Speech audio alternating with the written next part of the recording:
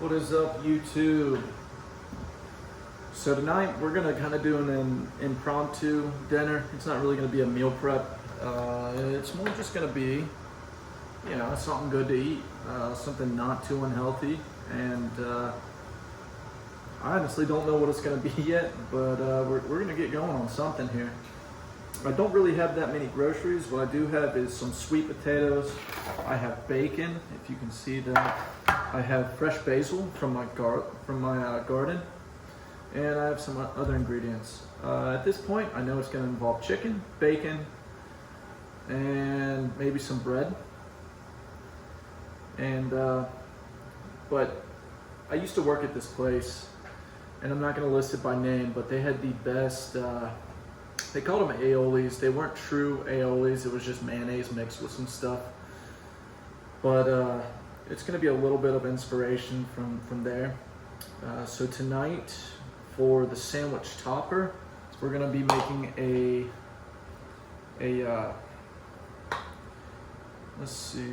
herb and garlic hot aioli tonight. Don't call it a real aioli, but it's close enough for me.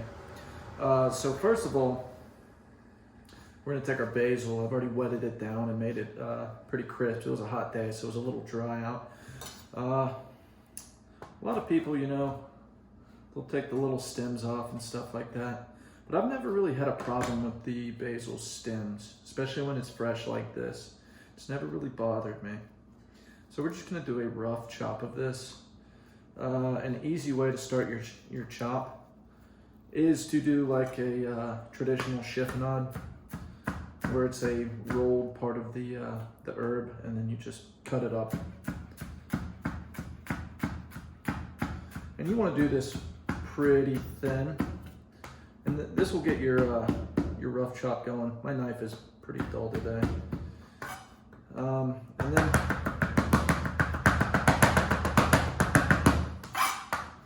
for the chop, you're gonna want it, pretty fine, but it's a rough chop. It doesn't have to be crazy. Just enough to get all those flavors out. Get it nice and mashed up.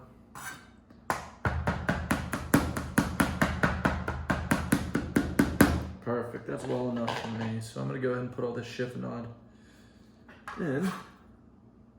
It's not really chiffonade anymore.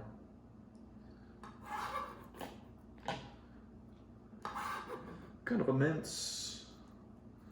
So that'll be part of our herb. I wish I'd grown some parsley this season. Unfortunately, I didn't. I don't have any parsley in the garden, but we got other stuff. We can make this happen. So next we're gonna do a parsley in there, since it is an herb aioli. Now this parsley is just a dried parsley. I would much rather use fresh. Fresh parsley would give it so much more flavor, but I don't have that option right now. And put some of that in there, a good little amount. Next we're gonna throw a little garlic in there. Cracked pepper.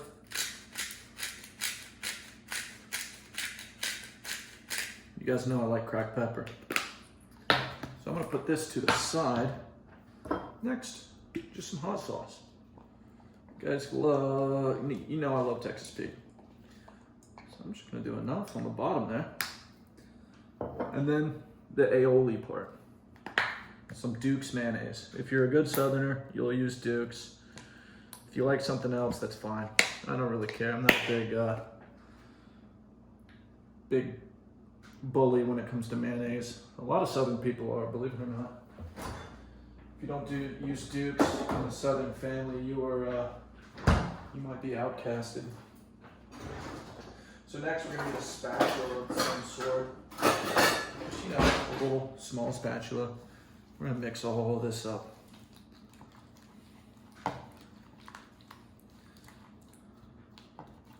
Just really integrate everything together, mix it so there's no color changes, or there's no color difference. It's all the same.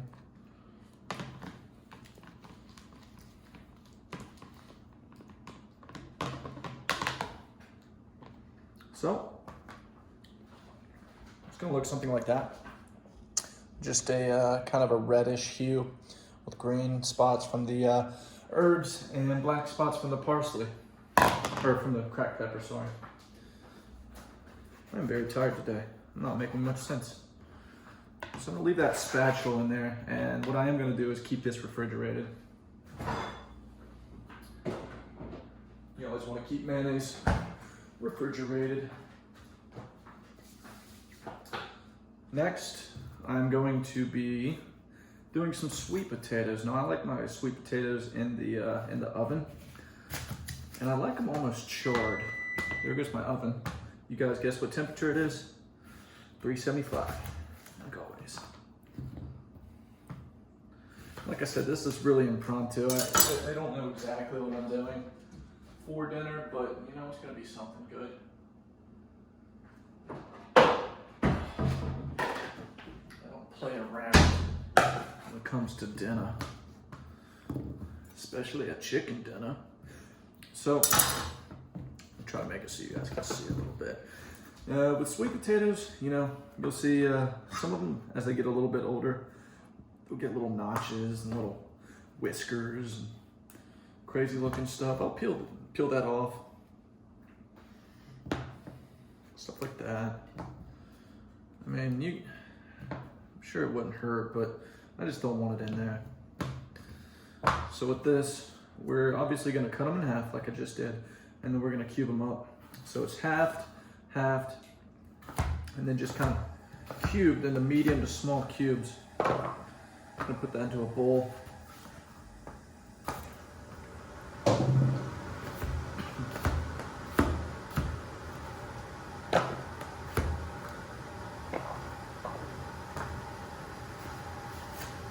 I've been eating sweet potatoes like crazy.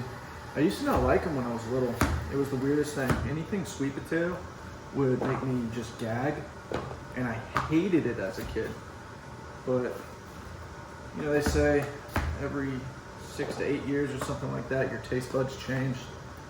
You start liking different stuff, and that was definitely with me with sweet potatoes now. I can't get enough of them.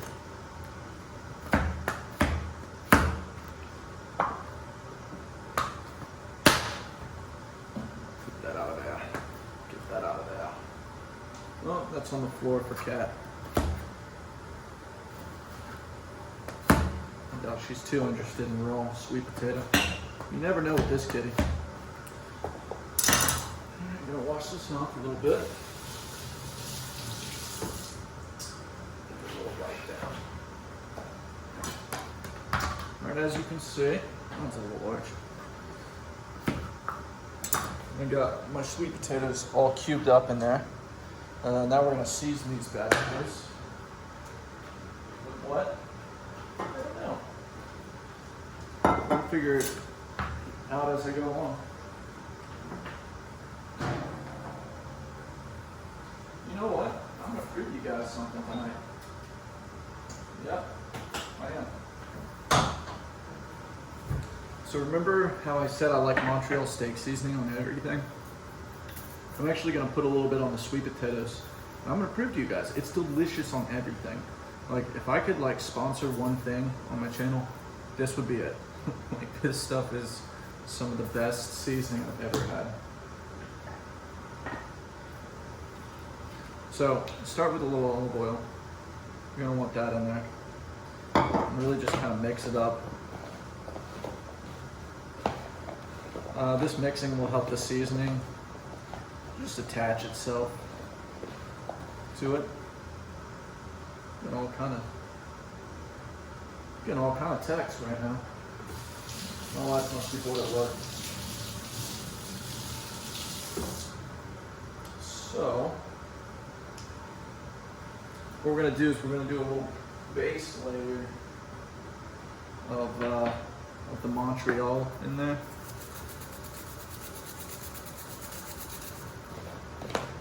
Just really mix it in there.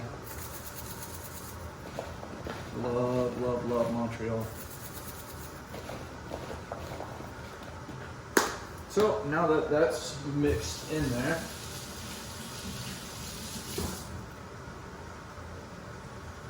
put it into a pan. And I don't know if you guys can see this. I got these, usually they're super expensive, but I got these Le Creuset sheet pans on sale last year at a Le Creuset store.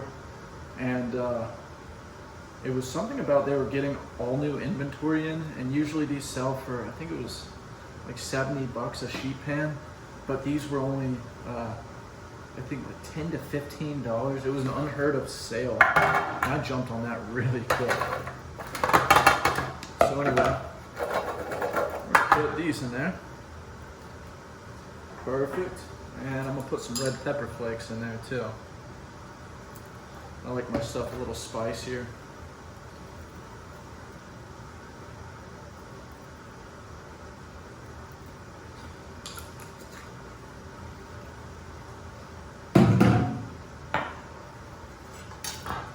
And if you're new to cooking, one thing I can highly suggest is to kind of clean up as you go along, just because it makes the process of eating so much less stressful.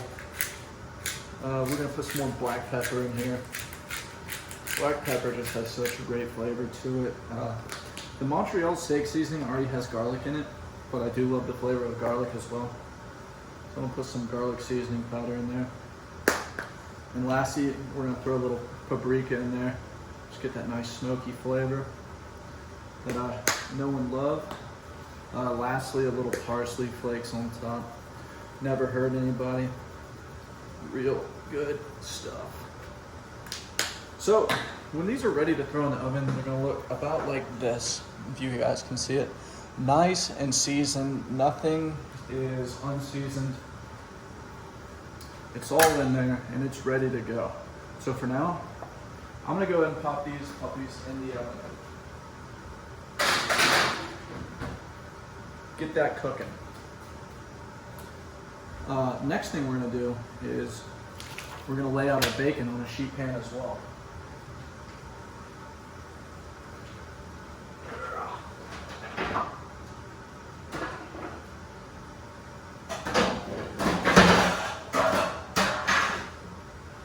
I'm telling you, I got like 50 of these Le Creuset things.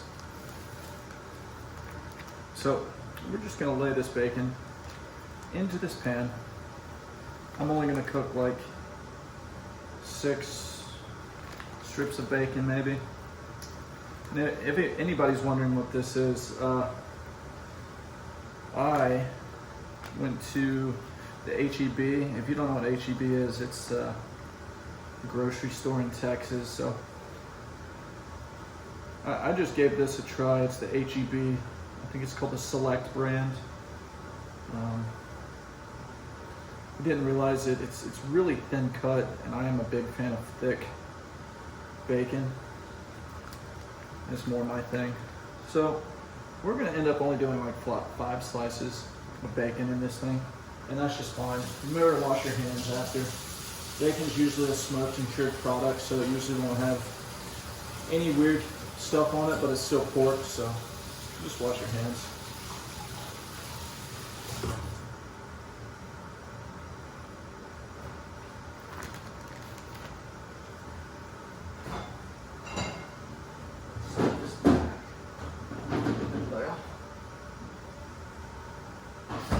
All right, so this is gonna go in the oven as well.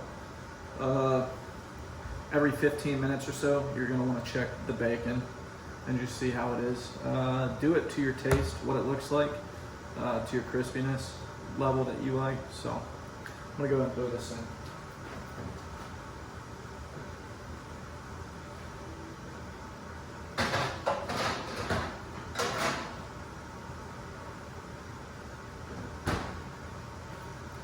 Alrighty, so I have bacon and I have sweet potatoes in the oven. That is good to go. So next, I don't know what to do.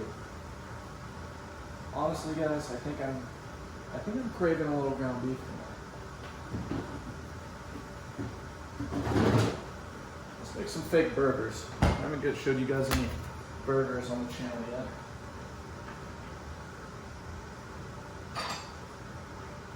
fake burgers because they're not on the grill.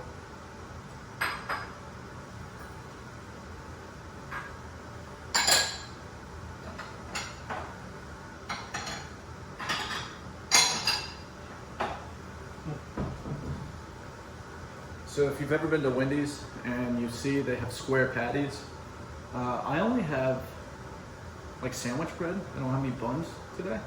So I'm actually going to be using a something to make kind of a Wendy's patty in. So get your ground beef, and we're going to actually measure this out. Put some of this stuff back on.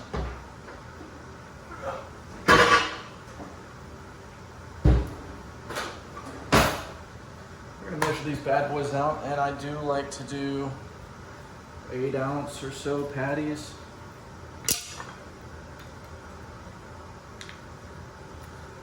Turn my scale on. Okay, perfect. So, start out like any burger. Just start putting some meat in there. Some good old meat. That is 6.5. It should be right at 8. A little bit out of there. Perfect. So this is about 8 ounces of ground beef. So what I'm going to do from here is I'm actually going to press this down into the bowl, or the ramekin, whatever you want to call this. Really get it shaped out and flat and formed. Now it's going to be a rather thick burger, but I can smash it down in the cooking process, and it works out just fine.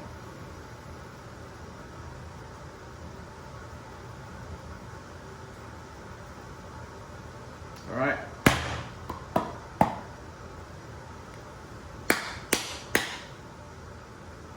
Well, this doesn't want to come out. All right. So that was a little bit of a failed attempt, but you can kind of see what it's supposed to look like. Just a square. I used to grind my own ground beef at the butcher shop, and let me tell you guys, it's like going from expensive alcohol to cheap alcohol. I mean, there's nothing like beef that you grind yourself, and then you switch over to stuff like this, and it's not the same. So what I'm actually going to do is I'm going to make 2 burgers. I'm actually going to reform that one. It's just a little, these are going to be 9 ounces or so. Throw this in the trash. I'm not a perfectionist, but if I want a square burger, I want it to be square, you know. Really mash it down. Nice and easy. Nice and good.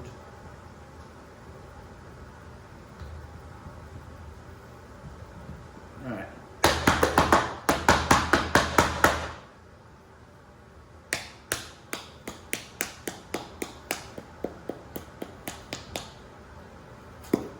Yeah, there we go. Much better. Reform this one a little bit. Make it perfecto.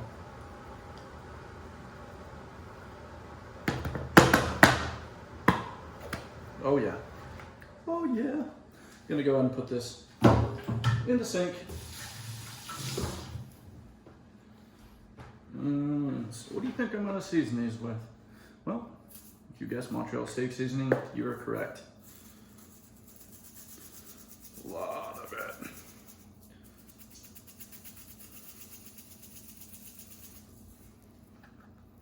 Bam.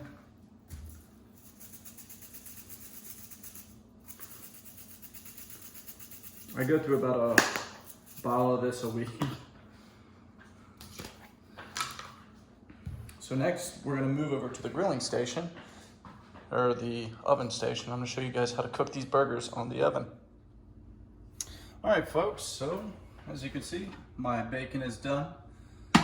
My sweet potatoes are done as well. I'll show you how those are gonna look on the plate. Like a good southerner, I recycled my pork fat and put it into the pan that I'm cooking these burgers on. It's gonna add a lot of flavor.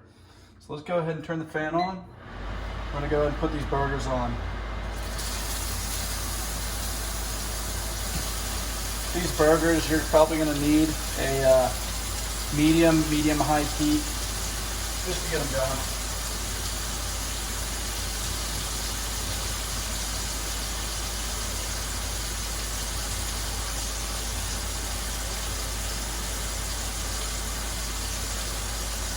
Now, when I do burgers, whether it's on the grill or on a pan, I do what I like to call a rule of 4. So anywhere between 3.5 to 4 minutes, I'll flip, and 9 times out of 10, it cooks them perfectly to a nice medium center, which is what I like on my burgers. I'm gonna get rid of this.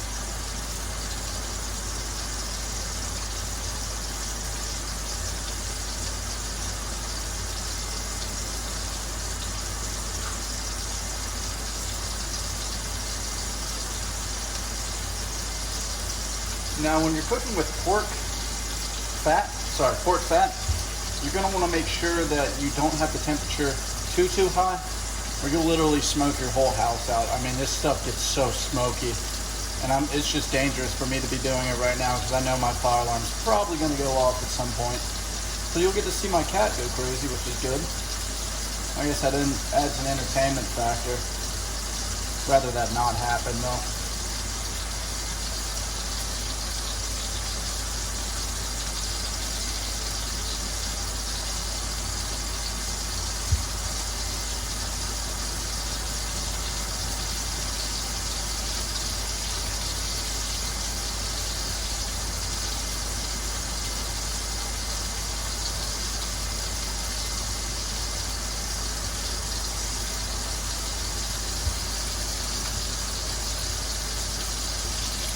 Also, if you guys would like to, it would be a big help to me if you go check out my other videos. I've put a good bit of work into them. I'm going to start learning how to edit videos and doing a little better on that.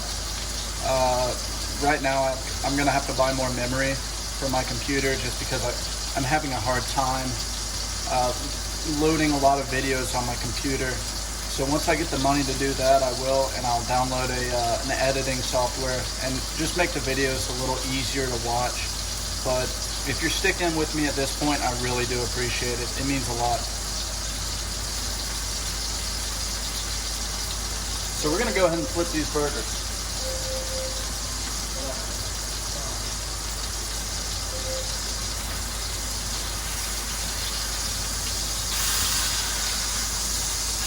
Ooh, baby, that's hot. That's nice and hot.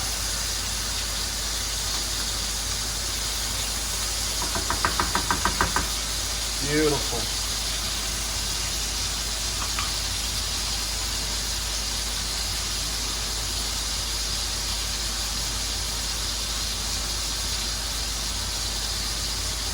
Alright guys, I'm going to finish up these burgers and I'll get right back with you when I'm ready to plate the burger. Alright everybody, we are back and we're going to finish up our burger. So, if you remember, we made this nice aioli earlier. So we're going to take this and we're going to put a pretty fair amount on both sides of the bread.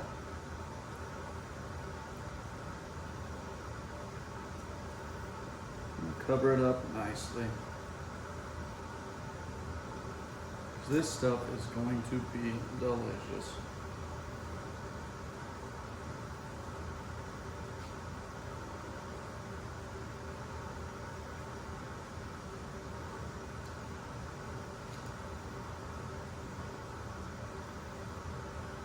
Perfect. Now, I had some tomatoes that I grew in my garden. There was one I needed to use up. So I'm just gonna go ahead and put a little tomato on there. It's not enough really to do much, but hey, it'll be good on the burger. Next, we're gonna put my actual burger on there. And I found some goat cheese, which I love, and I'm gonna put that on. Next comes the bacon, everybody's favorite part. What I like to do is I'll take mine, and I'll kind of rip it in half. And I like to layer it, kind of like a log cabin. A little for me. Isn't that awesome? Next, we're just gonna top it and mash her on down.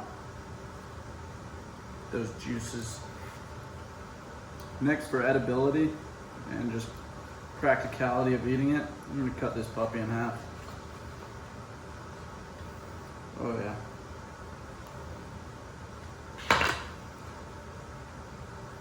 Oh yeah, and look at that. Cooked it a little too long, but that's okay. It's still gonna taste delicious.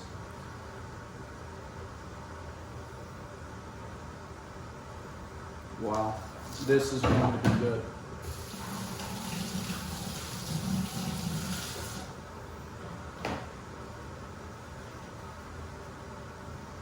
Now, this is how I plated it.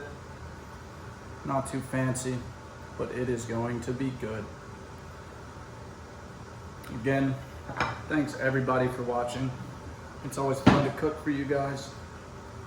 Let me know in the comments section what you want me to cook next, what you want me to show you how to cook.